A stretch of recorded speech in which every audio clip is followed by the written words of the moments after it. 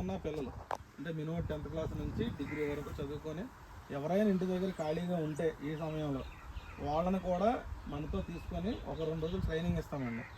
Audit ఎలా చేయాలి, వేతనదారులను ఎలా కలవాలి, ఎలా వాళ్ళకి డబ్బులు ఎంత పడి ఏంటి అని మన దగ్గర వివరాలు ఉంటాయి. ఆ వివరాలు ఎలా తెలియజేయాలనే వివరాలపైన వాళ్ళకి రేపు ఎల్లుండి 2 రోజులు కూడా ట్రైనింగ్ ఇస్తారు. ట్రైనింగ్ ఇచ్చిన తర్వాత మన గ్రామం నుంచి ఎవరైనా వచ్చుంటే వాళ్ళని పక్క గ్రామం ఆడిట్కి వేస్తారు. అంటే మన ఇంట్లో మనం లెక్కలు చూసుకోలేం కదా, అలాగే పక్క ఊరు వెళ్ళి వాళ్ళకి డబ్బులు ఎలా పడి లేదా వాళ్ళు పనులు ఎలా చేస్తున్నారు, వాళ్ళు ఏ విధంగా వేతనాలు తీసుకుంటున్నారు అనే వివరాలని వాళ్ళకి మనం తెలియజేస్తాం. అట్లనే ఆ ఊరోళ్ళు మన ఊరు రావచ్చు. ఈ ప్రాసెస్ నిమిత్తం సెలక్షన్కి వచ్చామండి. ఈ సెలక్షన్ ప్రాసెస్ని విఎస్ఏ సెలక్షన్ అంటాం. ఎవరైతే మనం చదువుకున్న పిల్లలు తీసుకుంటామో వాళ్ళని సోషల్ భాషలో విఎస్ఏలు అంటాం. వీళ్ళకి రోజుకి 220 రూపాయలు భోజనం ఖర్చులు, అదేవిధంగా 230 రూపాయలు గౌరవ వేతనం, మొత్తం ఒక రోజుకి 450 రూపాయలు ఇస్తారండి.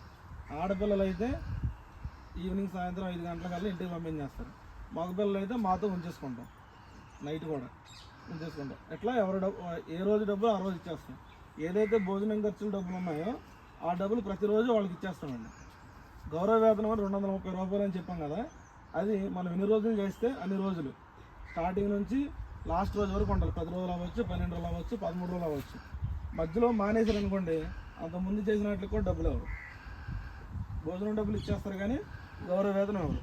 మనం 10 రోజులు చేసినా 12 రోజులు చేసినా 12 రోజు సాయంత్రం 5 గంటల లోపల 12 రోజులకి ఎంత అవుతుందో అమౌంట్ కూడి ఆ అమౌంట్ మొత్తం ఎవరైతే మనకు వర్క్ చేయడానికి వచ్చారో వాళ్ళకి ఇచ్చేస్తాం.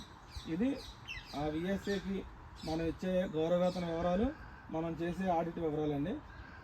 మన తెలిసిన వాళ్ళు ఎవరైనా చదువుకున్న వాళ్ళు ఉండి ఖాళీగా ఉండి ఈ పని చేయడానికి ఇంట్రెస్ట్గా ఉంటే చెప్పండి, మనం దాన్ని నమోదు చేసుకుంటాం. దీనికోసం మీటింగ్ ఏర్పాటు చేయడం జరిగింది. ఇప్పటి వరకు మీరు నాకు సహకరించినందుకు అందరికీ కూడా ధన్యవాదాలండి.